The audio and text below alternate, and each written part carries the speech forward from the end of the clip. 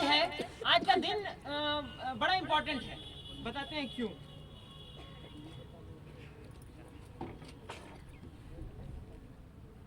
आज तुलसीदास जयंती है। तुलसीदास जयंती है। तुलसीदास जी कौन थे? जो रामचरितमानस लिखे थे। रामचरितमानस मतलब राम के चरित्र का एक व्यक्ति के तौर पर वर्णन किए और उसमें ये सारा कुछ बताया गया कि एक व्यक्ति को किस प्रकार का होना चाहिए। और देखो राम कितने बड़े उदाहरण हैं कि जब बच्चे थे तो लोग कहते थे कि बच्चा हो तो राम जैसा। जब बड़े हुए, जब सीता से शादी हुआ तो लोग कहा कि पति हो तो राम जैसा। जब पिताजी कहे कि बेटा वनवास पे चला जाओ और अपनी ही माँ कौशल्या भी बोल रही थी कि नहीं भाई मत जाओ और केकई कह दी चले जाओ, तो पिता और माता के लिए अपनी राजगद्दी को छोड़ करके चले गए। तो फिर लोगों ने कहा कि पुत्र हो तो राम जैसा। और किसी ने कान में जाकर के रावण से पूछ लिया कि तुम्हें दुश्मन कैसा चाहिए, तो रावण भी कहा कि दुश्मन हो तो राम जैसा। समझ में आया?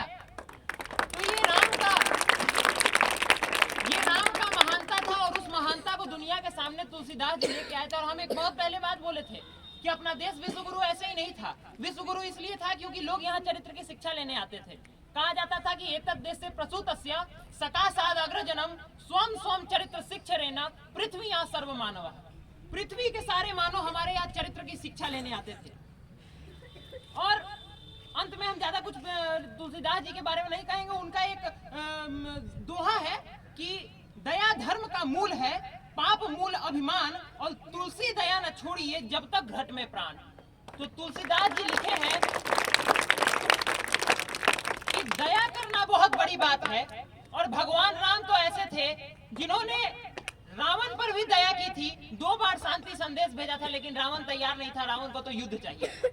ठीक है, इसीलिए कहा गया है कि राम नाम स्वयं एक काव्य है, कोई कवि बन जाए यह सहज सौभाग्य है। ताली बजाओ।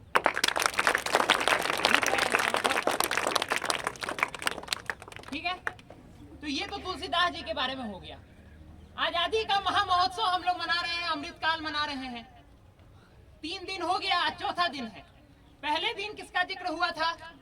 बाल गंगाधर तिलक। वो तिलक युग जहां से पूर्ण स्वराज की मांग शुरू हुई थी। उससे पहले पूर्ण स्वराज की मांग नहीं हुआ करती थी। लोगों को ऐसे ही टाइम वेस्ट करना था। कांग्रेस सेफ्टी बॉल्ब के रूप में आ चुकी थी। अंग्रेजों को कोई प्रॉब्लम नहीं था, देश चल रहा था। तिलक युग के बाद एक और युग आया। वो तिलक युग लाल बाल और पाल का युग था। उस युग के बाद जो युग आया वो था गांधी युग। परंतु गांधी युग में साइमल्टेनियसली एक और युग भी चल रहा था, जो था चंद्रशेखर आजाद, भगत सिंह, सुखदेव, राजगुरु, ऐसे लोगों का जो क्रांति धारा पे चलने के लिए अपने देश को आगे बढ़ा रहे थे, क्रांति के रास्ते पर आगे बढ़ रहे थे देश की आजादी के लिए। ये दूसरा युग था। 1931 में आके ये युग भी समाप्त हो गया।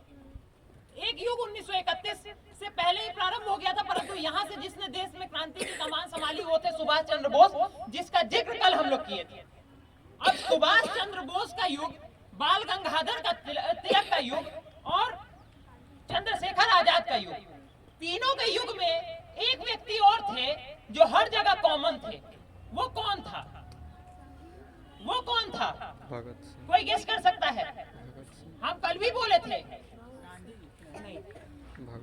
इतिहास के पन्नों में जिन लोगों को धूमिल कर दिया गया, जिन लोगों को इतिहास के पन्नों में जिक्र तक नहीं मिला, इतिहास के पन्नों में कहीं पे उनका जिक्र ही नहीं है, वैसे लोगों को उभारने के लिए ही तो हम आजादी का अमृत महोत्सव बना रहे हैं हम लोग। विनायक दामोदर सावरकर, विनायक दामोदर सावरकर ये वो व्यक्ति है भारत के इतिहास के, भारत के ही इतिहास के नहीं, दुनिया के इतिहास के एकमात्र व्यक्ति हैं जिनको एक जन्म में 2 जन्मों का काला पानी का सजा मिला था। एक जन्म में 2 जन्मों का काला पानी का सजा। ये दुनिया के उदाहरण में तुमको कहीं देखने को नहीं मिलेगा कि किसी व्यक्ति को 2 जन्म तक के लिए सजा दे दिया गया। क्यों दिया गया था भाई? इसलिए दिया गया था क्योंकि ये देश में क्रांति धारा के रास्ते पे चल रहे थे। इनका एक मांग था, ये हिंदू महासभा के सदस्य थे, तो इनकी विचारधारा थी कि भारत को एक हिंदू राष्ट्र बनाना है। और भारत को हिंदू राष्ट्र बनाने से इनका जो मतलब था, जो इनका परिप्रेक्ष्य था, जो हमारे यहाँ सदियों से कहा गया है वसुदैव कुटुंबकम, अर्थात पूरा विश्व हमारा परिवार है।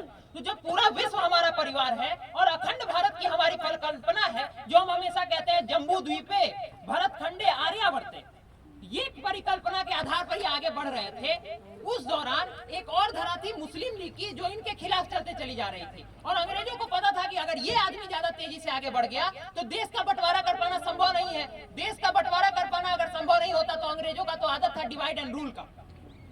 1910 में एक मर्डर केस में इनके ऊपर केस चलाया गया और इनको 2 जन्मों का कारावास दिया गया। और कल की कहानी हम लोगों ने जहां समाप्त की थी, अंडमान निकोबार।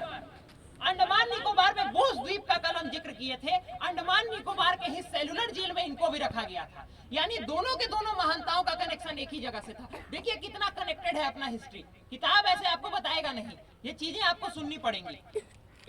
फिर आगे चल के इनके ऊपर बहुत सारे झूठे चार्जेस लगाए गए। इनके जो महानता थी उसको कांग्रेस में धूमिल करने की पूरी कोशिश की। जब परम पूजनीय स्वर्गीय महात्मा गांधी जी की मृत्यु हुई थी तो उस केस में भी इनका झूठा नाम दे दिया गया था। फिर बाद में न्यायालय द्वारा इनको क्लीन चिट दी गई और कहा गया कि सबूत नहीं है इनके खिलाफ कि इन्होंने कुछ किया है। उसके बाद आगे चल के इतिहास के पन्नों में राजस्थान की सरकारी किताब, राजस्थान सरकार की, जो जैसे बिहार बोर्ड है ना, वैसे राजस्थान बोर्ड में ये पढ़ाया गया कि वीर सावरकर जो थे, इनका नाम वीर सावरकर भी था क्योंकि बहुत वीर थे, इसलिए लोगों ने इनके नाम के आगे वीर लगा दिया। वीर सावरकर जो थे उन्होंने अंग्रेजों से क्षमादान मांगा था। मतलब उनका कहना है राजस्थान की सरकार का कि इन्होंने उस दौरान जब इनको दो जन्मों का कारावास हुआ था, उस दौरान इन्होंने क्षमादान मांगा था।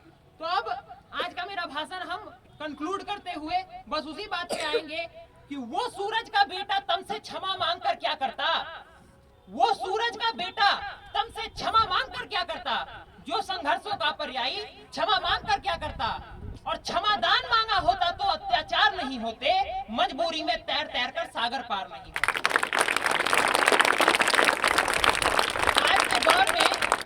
आज के दौर में कोई समुद्र में 2-4 किलोमीटर तैर जाता है तो Guinness book of world record में नाम दब जाता है। उस दौरान वो कहां से कहां भाग गए थे किसी को पता भी नहीं चला था।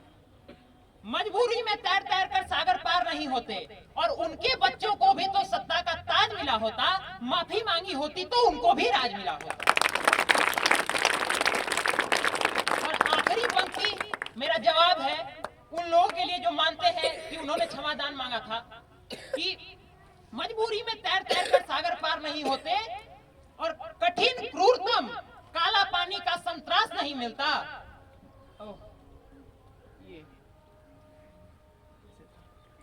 कठिन क्रूरतम काला पानी का संतरास नहीं मिलता, एक जन्म में 2 जन्मों का कारावास नहीं मिलता। जय हिंद, जय भारत, भारत माता की जय। हमारे साथ जयकार करिए। वंदे वंदे वंदे वंदे वंदे वंदे। बहुत बहुत धन्यवाद।